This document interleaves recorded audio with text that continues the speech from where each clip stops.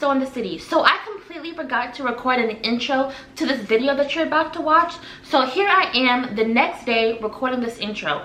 Basically, you're just gonna see me doing garden chores in the garden with my dad, and we finally get to plant tomatoes. Check it out. So the first thing that we worked on was getting this area in order, and this is basically our grow bag area, and we had to put some of the tomatoes in this area. So you can see here that my wonderful dad is taking out some of the grow bags from the greenhouse and he's putting them in the grow bag area that I just showed you. So like I said, some of the tomatoes will be in grow bags, and all of the tomatoes that are in grow bags will be in this area. This is where we want to keep them just because we want to have things organized. So after we got done organizing the grow bag area, my dad wanted to cut down some of the weeds along this fence line right here. Like I said, next year I'm going to try and figure out some no-dig methods. Maybe we can use some cardboard. But for right now, all we could do was just have the weeds cut down like this, because it was just a lot. It really was a lot. So these are some of the fruit trees that we moved out of the greenhouse. And some of them were looking kind of rough, but hopefully they'll be all right. Like I said, we had a really rough winter this past winter, and you could tell some of them are trying to come back, but it's like half of the tree is alive and half the tree looks dead. I don't know. Hey y'all, I just saw something really cool in the garden. Let me show you. You have volunteer plants sometimes. Well, look at this. I think this is a volunteer melon, okay? Now, my dad and I didn't even plant melons last year, but I'm pretty sure this is a melon seedling. But that's not it. Look. This also looks like a volunteer melon seedling or a volunteer cucumber.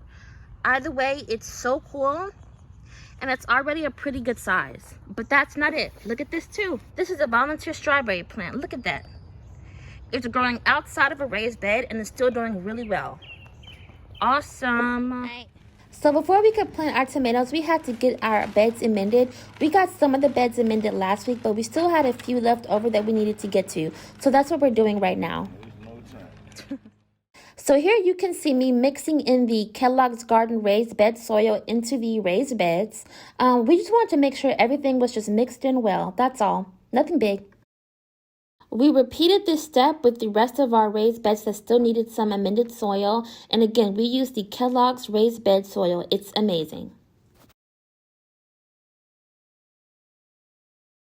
So even though we moved a lot of our grow bags from in the greenhouse to outside in the grow bag area, we still had some grow bags that were empty and haven't been planted in yet. And that's because I'm going to put some bell peppers in these grow bags, but they also needed some amending. So now you can see me using a rake so that I can loosen the soil up. It wasn't anything too difficult. I just wanted to loosen the soil up because we haven't touched it all season long. So I basically did the same thing with the rest of the grow bags in this area. I used the rake to loosen the soil up. So after we loosened the soil up, we added amended soil to it. And I believe this was called Happy Frog brand. And you could see me following behind my dad to use a hoe to mix everything in together. Now it's time to finally plant the tomatoes. I was so excited to do this, y'all. I've been waiting for this moment for a long time. Of course, I had to dig the hole before I planted the tomato. This was a larger tomato, so I had to make the hole very deep. That's something you should always keep in mind is when you plant tomatoes, try to plant them as deep as you can. Don't plant them too shallow. And of course, I had to add my cage. That always is good to do when you're planting tomatoes. This is where the majority of the tomatoes will go. So I know you can't see me right now, but I was helping my dad get the weed blocker together. And I know I said this before, but I will be using different methods next year. But for right now, we use weed blocker. We wanted to make sure that we covered all of our grounds in this raised bed before we actually planted in it. So that's what we're doing now. And now it's time to plant in this area.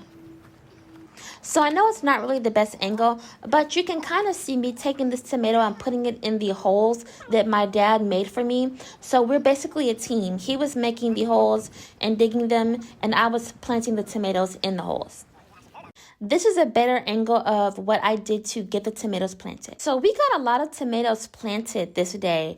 I would say we did at least 9 in this particular area, and then we planted at least 5 more in the other areas of the garden. And we still have some tomatoes left.